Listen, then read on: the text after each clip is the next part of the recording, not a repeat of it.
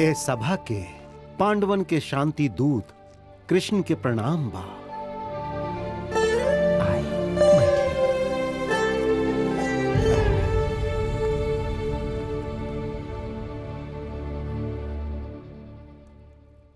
वासुदेव, पांडव पुत्र और उनकर धर्म पत्नी द्रौपदी सब कुशल बाणे ना?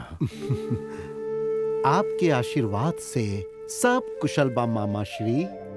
महाप्रतिभावान शकुनी महाशय के क्रीड़ा मायाद्यूत में हार के अरण्य और अज्ञातवास के पूरा कर अइले आपके भाई के पुत्र लोग। वो हमके शांति दूत बना के भेजले बाड़न। अरे ओ शांति पुजारी, पांडव तोहरा यहां जितना कह के भेजले बाड़े केवल उतने मात्र कहा। मायाद्यूत न्याय दूत वाला अधिक प्रसंग ना। उनकरा के मिले वाला आधा राज्य देवे के प्रस्ताव देले बाड़े ऊ। ना दिहला त ना देनी त तुहार हृदय के जानत उ लोग खाली 5 गांव के ही मांग रखले बाड़न। कौन सा 5 गांव? इंद्रप्रस्थ, रुकाप्रस्थ, वारणावन, चयंत, एकरा साथे कौनो एगो और गांव मिला के 5 गांव ही चाहिए। और ये भी ना दिहला तब ना देनी त विधि के लिखल टालल असंभव बा। विपरीत विपत कर विध्वंस होखल संभव बा। गोपाल, अप्रासंगिक बात खातिर ई जगह नहीं कहा। शांति दूत बन के आयल बाड़ा, शांति दूत बन के ही तू बात करा। कर्ण, साक्षात कृष्ण परमात्मा ही संधि खातिर पधरले बाणे। ज्येष्ठ के बात के सुने के सीखा। आधा राज्य होके या 5 गांव, जौन तोरा धर्म संगत लागे उद्देदा। लोक चिंतक श्री कृष्ण के बात मानल ही तोरा खातिर उचित होके। धर्म होके या अधर्म होके एकर अंत करा। एक अंत के बाद कौनो भी कारण से वैमनस्य ना होके सुयोधन। अगर कुछ ना दिहला ता जौन होखी वो तोहरा बतावता नहीं। कब वो क्रोध ना करे वाले धर्मराज अगर क्रोधित भइले तो 7 समुंदर एक हो जाई। जौने कर्ण के पराक्रम पे अभिमान बातों के वैसन 1000 कर्ण भी काहे ना आ जाएं। अर्जुन के पराक्रम के आग में भस्म हो जाएंगे। द्रौपदी के वस्त्र हरण के समय लिहल प्रतिज्ञा के अनुसार भीम दुशासन के छाती चीर के रक्त से केश धोइयो कर द्रौपदी के देख के जांग पर बैठावे खातिर कैल संकेत खातिर तोहरे जांग के वो भीम चीर डाली। अगर ये सब ना चाही त संधि कर ला। ए शांति पुजारी, बंद करा अपन अप्रासंगिक बात। इंद्रप्रस्थ, रुकाप्रस्थ, जयंत, वर्णावन, ये सारा गांव हमार पिताश्री आदिकाल में ही दान स्वरूप दे चुकल बाड़े। ओकरा ता दे ना सकेली, ये ता अच्छा तरह पता बता। अगर उनकर मांग पूरा ना करी ता युद्ध हुई। और ई युद्ध में हमार मित्र के, हमार भाइयन के वो का करी है। ये बात भरल सभा में प्रकट कर देला। यदि हम संधि मान के उनके दे भी देवेली ता मांगल 5 गांव हम सामंजस्य देले बानी या समर के डर से देले बानी। अरे बेचारा पांडव खाली 5 गांव ही तो मंगले हैं, वो भी ना देले। परम लोभी कृपाणी दुर्भागी दुष्ट दुर्योधन, ई लोग से कहलावे वाला तहार ही दुष्ट बुद्धि हा। तू का कहला मायाद्यूत, स्वयं मुंह चल के आइले, खेलले, पंचाली के हरले, पिताश्री के दया भीख के पात्र बनने। वैसे भी एक एक करके पांडव के साथ जीवन व्यतीत करे वाली परम पावनी द्रौपदी का मंगली। दासत्व से विमुक्त पति के लेकिन स्वयं दासी से मुक्ति ना मंगली और पिताश्री ओकरा देले भी ना। यही खातिर उ धूर्त पांचाली एक क्षण तक हमार चरण दासी हिया। चला तहरा कहे पे आधा राज्य या 5 गांव हम दे भी देनी, तो द्रौपदी के तू दिला दा हम क्यों करा से। हमरा ओर से शांति पुजारी बन के दिलाइबा का शांति पुजारी। हाँ? ऊ तो निर्लज्ज बाड़ी तहरा यहाँ भेजले बाड़ी और तू भी निर्लज्ज होके हिजा आ गईला। जितना तू कोलाहल मचैला उतना वास्तव में पराक्रमी होतन। रण भेरी बजावल छोड़ के दे ही भिक्षा मांगे तहरा एजा कदापि ना भेजतन। समर छोर संधि करी संधि चाहे वाला, रन काय रन के का कही। शीश झुकल सतधर्म पत्नी के चीर हरण देख के, सभा में मौन रहे वाला सत्यहीन के हम का कही। ऐसे होके अपमानित ए क्षण तक नपुंसक से बैठल ई प्राण रहित अस्थियों के का हम कही। सर्वदा संधि नहीं निकृष्ट निस्तेज अधमो संग संधि। श्यामल रंग श्री कृष्ण श्री कृष्ण।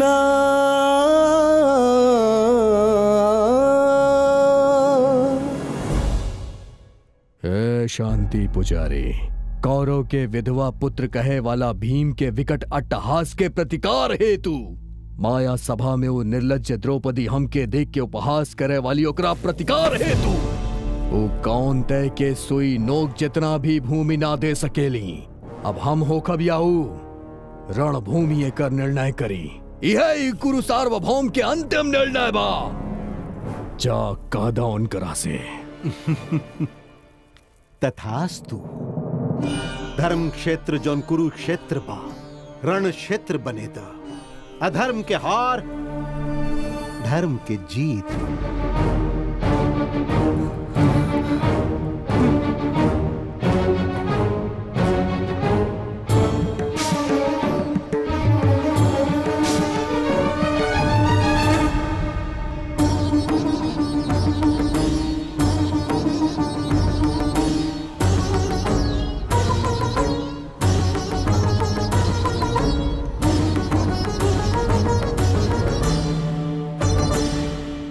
अंगराज दुशासन मामा शकुनी समर खातिर तैयार रही। हमनी के पराक्रम के आगू पांडव के मिट्टी के कीड़ा से शमशान भेज दी। गदाधर योद्धा हमार परम मित्र, तोहरा इच्छा के हम पूरा करब। प्रलय कारक अग्नि के ज्वाला बन के युद्ध में बिजली जैसन बरसब हम। जैसन केहू देख लेना होखी वैसन तांडव करके ऊ पांडवन के समस्त सेना में प्रलय घोष के सृष्टि कर देव। ई सत्य बा मित्र। सृष्टि संभव बा, बाकी सृष्टि संभावना खातिर नारी के साड़ी के चोर, मुरली के तान से लोगन के घेरे वाला, कुटिल नाट्य कपटी उग्वाला चतुर कृष्णा परमात्मा जौन बाना ओकरे लगे जा। कौना खातिर? युद्ध में सहायता मांगे खातिर उनकरा से हाथ जोड़ के तू याचना करा। मामा गर्दन काट दे बिना कोनो तलवार के। आजन्म स्वाभिमानी बानी हम, हाथ जोड़ के याचना करी। राजनीति यह हो खेला, अगर प्रयोजन होखे तो चरण पकड़ला, सिद्ध हो जाए प्रयोजन तो वही चरण के मरोड़ के फेंक दा। मामा श्रेष्ठ बुद्धिमान बाड़ा। ऐसे आज हम जनली कितना अभागा बानी हम। यदि तुहार सहोदर समूह आज हमरा साथे होत त सप्त लोक के सार्वभौम हम होती। गुरुवंश निर्मूलन ही हमार ध्येय बा। श्री कृष्ण परमात्मा पासा हमार, खेल तोहार।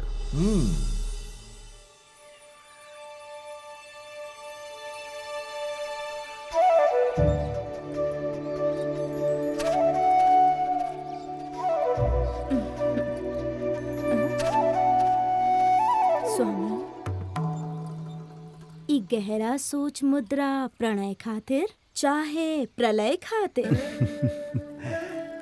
पत्नी खातिर प्रणय के, पापियन खातिर प्रलय के। समझ गए नी स्वामी।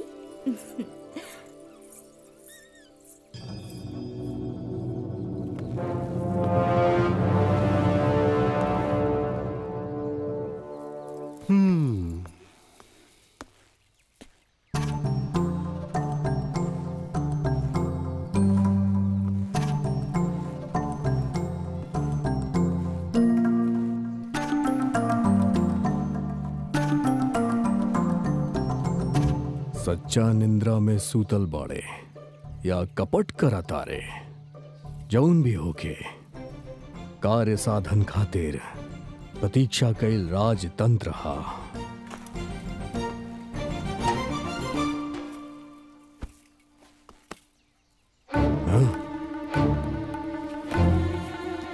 ई कृष्ण के चरण के पास हम बैठी,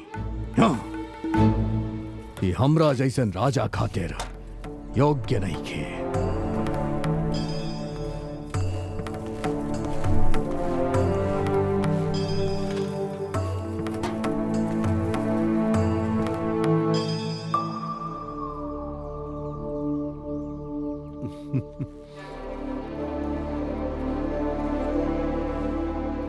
ओहो, कुंती इंद्र कुमार, ई व्रहन ला के चाल के देख के हमके घृणा आवेला।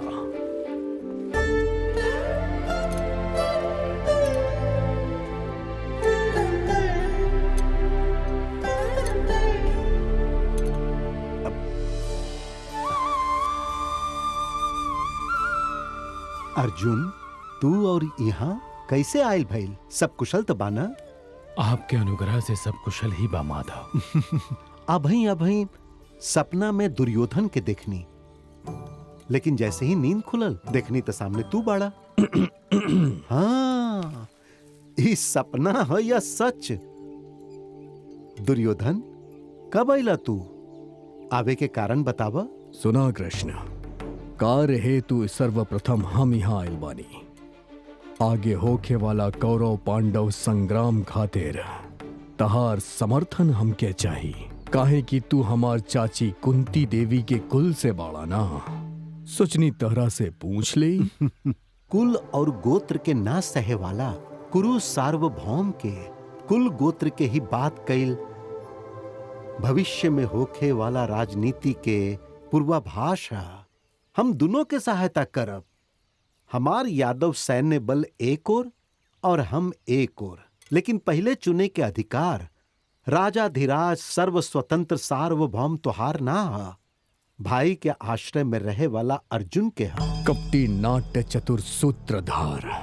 माधव, मांगे से पहले ये सोच ला, हम कौनो भी ओर रही युद्ध में शस्त्र ना उठाई।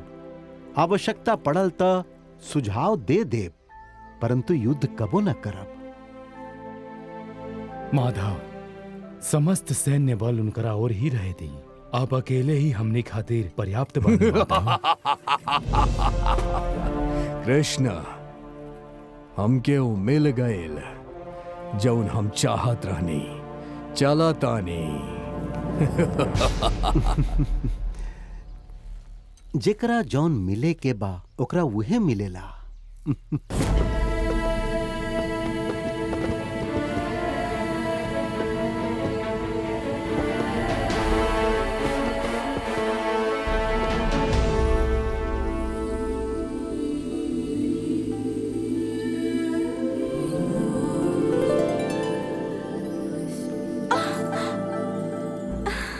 के बाई चितचोर, उत्तरा के आलिंगन करे वाला श्रीमन।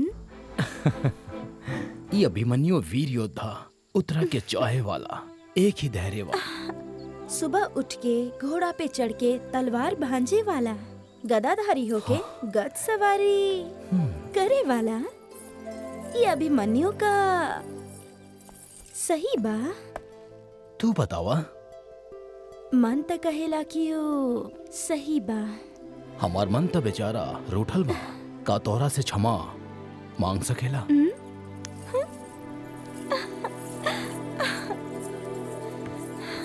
विवाह होके अभी पूरा भइल ना बा एक बसंत।